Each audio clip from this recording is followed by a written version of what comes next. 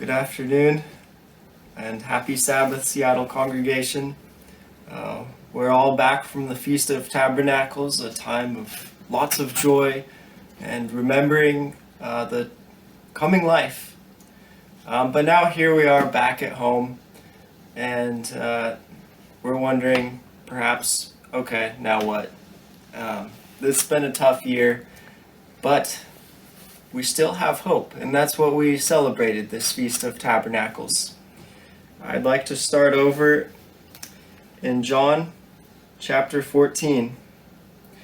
Let your heart not be troubled. You believe in God, believe also in me. In my Father's house are many mansions. If it were so, I would have told you. I go, and I prepare a place for you. And if I go and prepare a place for you, I will come again and receive you to myself. Christ has left us for a time, but he is preparing for us a house, a place that will be a strong shelter to all those who live within it, and it will keep all sin out of it. It will be like the rains and storms that this sinful world has. It will be blocked at the walls of God's kingdom. But that time is not yet, because today we are living within a wilderness, as our father Abraham did.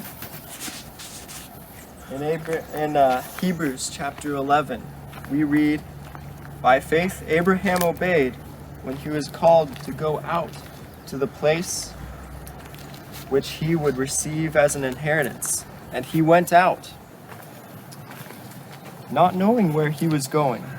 By faith he dwelt in the land of promise, as in a foreign country, dwelling in tents with Isaac and Jacob, the heirs with him of the same promise. For he waited for the city which has foundations, whose builder and maker is God." Abraham believed in these promises, and he showed his belief, even as a sojourner in a land that was not his own. In Genesis chapter 22, Abraham dug a well, and then he planted a tree by this well. Why would someone plant a well in a land that was not theirs?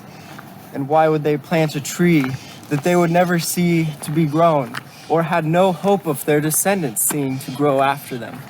But Abraham did both of these, and he believed that this land would be it would be the land of his descendants. And so he acted in faith, knowing that God's promises were true. Now, there's one time when I was walking in Austin, Texas, in this beautiful neighborhood with all of these big mansions that were very strong and established. And I was looking at these mansions and I was thinking to myself, is it God's will that his people live in places like this? Or is it his will that his people live in smaller, more humble abodes? And it occurred to me, the way God wrote his law and gave it to the descendants of Abraham, he gave it in a way that these descendants, if they followed the laws, they would inherit the good things. And they would have large and established houses. See, God gave each family a plot of land. And each family, if a father loved his children, he would make improvements to the land that perhaps he would never even see. Perhaps he would plant an orchard or a vineyard, or he would expand the house outward. And maybe he would see the beginnings of the profit that he was creating for his children and his children's children. But he would never see it in its entirety. But after many generations, you would have this beautiful established estate with a nice large house and with old vineyards and old orchards that were produced the best fruits. And this is what God had in mind for Abraham's descendants when they received the promised land. But it came through honoring the generations before them. and it came through abiding and living within God's laws. Also, in Austin, Texas, in my aunt and uncle's house, there is a family tree. It's a big one, like 4 feet wide, maybe 6 feet tall. I'm not sure exactly, but it starts all the way down with Richard Lippincott, who was the first Lippincott to come to the United States. And it branches off to Freedom Lippincott, and then it continues branching and branching and branching. And it gets, as it gets further and further out, that's where I would be on the tree had they kept it going. I'd be one of these, the smallest of these branches on a big family tree. And that is, I've come to realize this is like a beautiful representation of how God is growing families on this earth, and it is how He is growing His family. I love looking at this tree and remembering that my life is not just an independent thing, that I came from a series of successive generations. And it is from all of the work and perhaps the things that they did in their lives that brought me to where I am right now. And it is one of the commandments that God provided to us, that to honor our mother and father, that our days may be long. And it is, in essence, the honoring our mother and father is recognizing that we didn't come from nowhere. And by connecting ourselves to this, we are connecting ourselves to this bigger familial tree. And in all honesty, the more I have thought about it, the more I realize, like, my mom and dad, they not just gave me physical life, but they also are the ones who taught me language and words. As a baby, I didn't know any of that, but by them speaking to me, I learned how to speak. And not only that, it was even the emotions on their faces.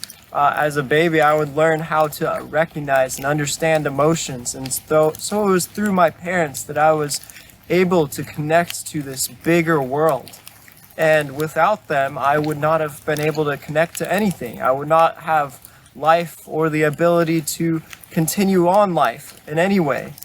So it is through honoring my mother and father and their mother and father before them that I am able to stay connected and recognize that the blessings, the things that I have inherited, they didn't come from nowhere, but they came from this tree that just kept growing and growing, and I am part of it. And the thing is, I just described the Lippincott family tree, but there are trees that are much greater and mightier than these. In fact, God talks about remembering our father Abraham. In Isaiah 51, God spoke through Isaiah the prophet, "Listen to me, you who follow after righteousness, you who seek the Lord. Look to the rock from which you are hewn and the hole of the pit from which you were dug. Look to Abraham your father, and to Sarah who bore you. For I called him alone, and blessed him, increased him." And so the more we partake of Abraham's tree, the more that we look to him as our father and Sarah our mother, the more that we honor them, the more we inherit the blessings that God gave to Abraham and promised to him. But even more so than this, I would like to point out that there is more than just physical trees that continue on from generations. There is spiritual trees. And Paul, he talked about there was a first Adam, but then there was a second spiritual Adam. Jesus Christ, that second spiritual Adam, became the base, the trunk of a new tree. From the roots of Jesse, another prophecy says that Christ grew up. And it is those who partake in this tree that they will inherit eternal life. In John chapter 15, we read from Jesus and his words. He tells us that I am the true vine, and my Father is the vine dresser. Every branch in me that does not bear fruit, he takes away, and every branch that bears fruit, he prunes that it may bear more fruit. You are already clean because of the word which I have spoken to you. I mentioned it was by my parents speaking to me that I learned how to understand English in the first place. And it is through God's spoken word that we understand a more spiritual language. And Christ goes on and tells us, "Abide in me, and I in you, as the branch cannot bear fruit of itself unless it abides in me, in the vine, neither can you unless you abide in me." And it is through abiding in this tree, connected to Christ, that we are able to bear fruits and abide within him.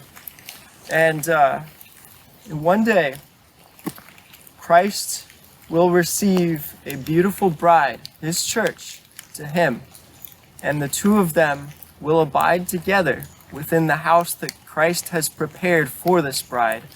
And Christ will keep her safe, protect her, and the two of them will increase and multiply forever and ever. And it is through those who honor their mother and father, Christ and the church, if they honor them, then they will inherit eternal life. And it is, if they connect to this tree, then they will be given this life that just grows in an everlasting way. And even in Revelation chapter 22, we read about this beautiful tree and how it flows from the throne of God. "You showed me a pure river of water of life, clear as crystal, proceeding from the throne of God and of the Lamb, and in the middle of its street, and on either side of the river, was the tree of life, which bore 12 fruits, each yielding its fruit every month. The leaves of the tree were for the healing of the nations." And so right now, we are wandering through this wilderness. We have not received the promises of Abraham, which he saw afar off. But, like Abraham, we can believe in these promises. We can take actions that show that we believe that they are coming. Just as Abraham dug a well and planted a tree, we can be seeking after this next life and remembering that God is preparing a good thing for us, and we will one day dwell with him in his strong house through abiding in his love and connecting ourselves to the tree which he has provided.